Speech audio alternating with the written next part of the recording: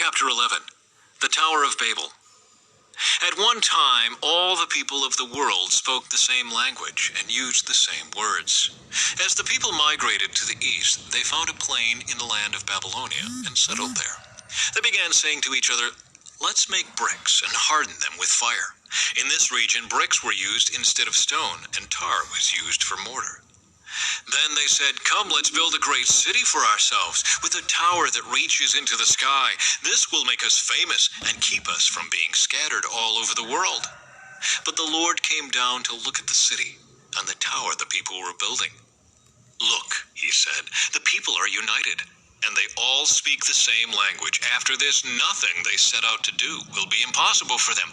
Come, let's go down and confuse the people with different languages. Then they won't be able to understand each other." In that way, the Lord scattered them all over the world, and they stopped building the city. That is why the city was called Babel, because that is where the Lord confused the people with different languages. In this way, he scattered them all over the world. The line of descent from Shem to Abram. This is the account of Shem's family. 2 years after the great flood, when Shem was 100 years old, he became the father of Arphaxad.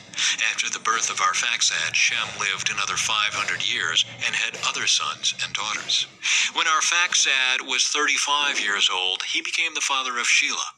After the birth of Shelah, Arphaxad lived another 403 years and had other sons and daughters.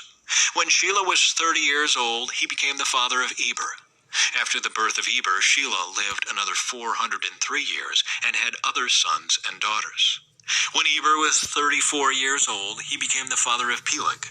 After the birth of Peleg, Eber lived another 430 years and had other sons and daughters.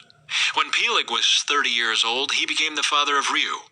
After the birth of Reu, Peleg lived another 209 years and had other sons and daughters. When Reu was 32 years old, he became the father of Serug.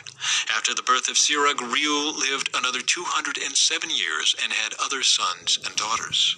When Serug was 30 years old, he became the father of Nahor. After the birth of Nahor, Serug lived another 200 years and had other sons and daughters. When Nahor was 29 years old, he became the father of Terah.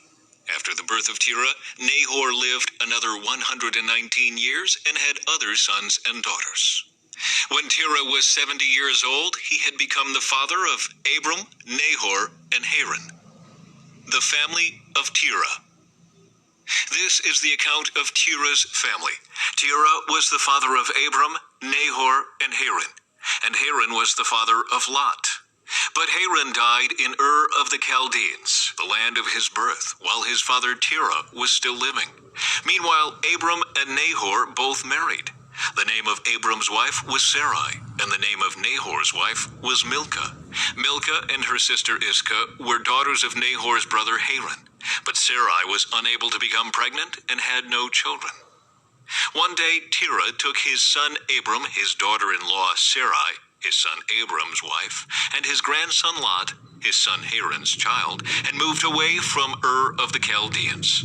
He was headed for the land of Canaan, but they stopped at Haran and settled there.